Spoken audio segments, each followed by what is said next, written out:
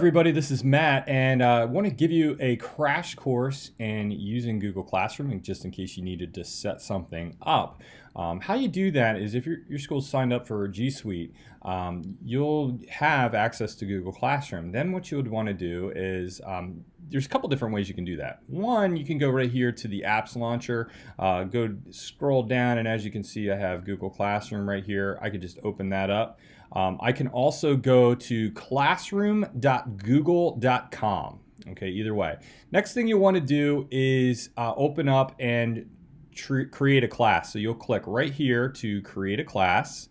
When you do that, you'll put your class's name. So I'm going to put Matt's class, and then I'm going to put today's date. Okay, and then I'm going to hit create. So once I do that, then it'll create a class for me. A couple things that you would probably want to know if you're in a virtual learning environment where students are participating from home to avoid some confusion.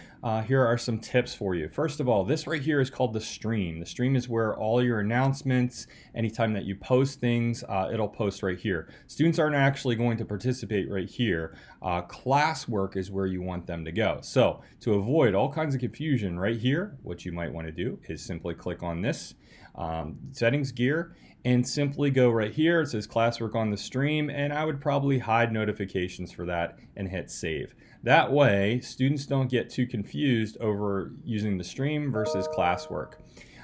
Next thing that I would do is I would go right here to classwork, and when I go to classwork, I'm going to hit create. When I hit create, this is where my content can go. So for example, if you want students to turn in something, you can simply create an assignment right here. So for example, if I want to have students draw a picture, I can do that. Draw a picture of the character in the story. If I want to add additional attachments, I can do that. If I want to create something, maybe instructions, further instructions in Google Docs, or maybe a sample drawing, I could do that. Totally up to you. You could choose point levels if you want. You don't necessarily have to. You can make it ungraded if you'd like, and then hit assign. What that'll do is that'll automatically post right here in the classwork tab. Another thing that might be helpful in a virtual learning environment is just questions. You can just simply hit question and then ask your question. Next, what you can do is you can choose the question type. If you wanted to have them do a poll, or if you just wanted to have them have a short discussion question, you can do that. Other things you can do as well is you can check these boxes right here is where students can reply to each other. Well, if you don't want students replying to each other, just uncheck that box.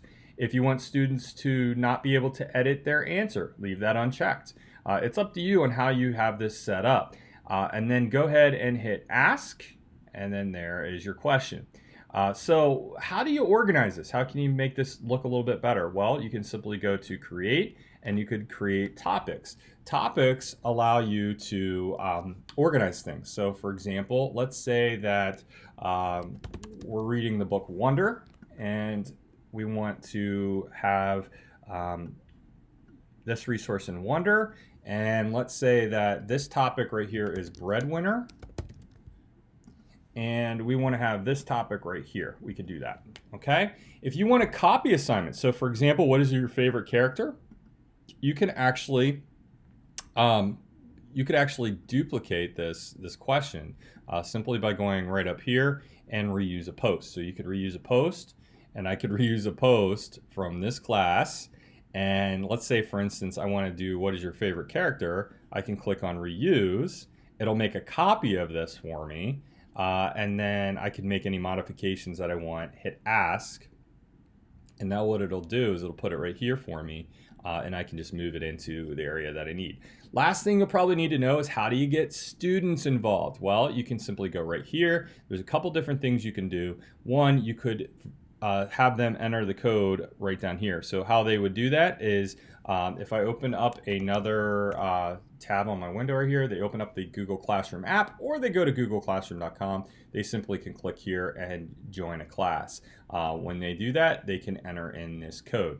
Other way you can do it too is you can manually enter in students. You can simply choose this right here, start typing in the name of the student or their email address, and then you can select them from the list that pre-populates, and that'll automatically put them up here. When they get into Google Classroom, they can accept that invitation, and then they're in. How students can access multiple classes and how you can access multiple classes is simply by going right up here and choosing which class that you want to go to. So hopefully, if you're using Google Classroom as a way of virtually instructing students, that's some ways to go. There's other instructional techniques that I can cover later, but that at least gets you started.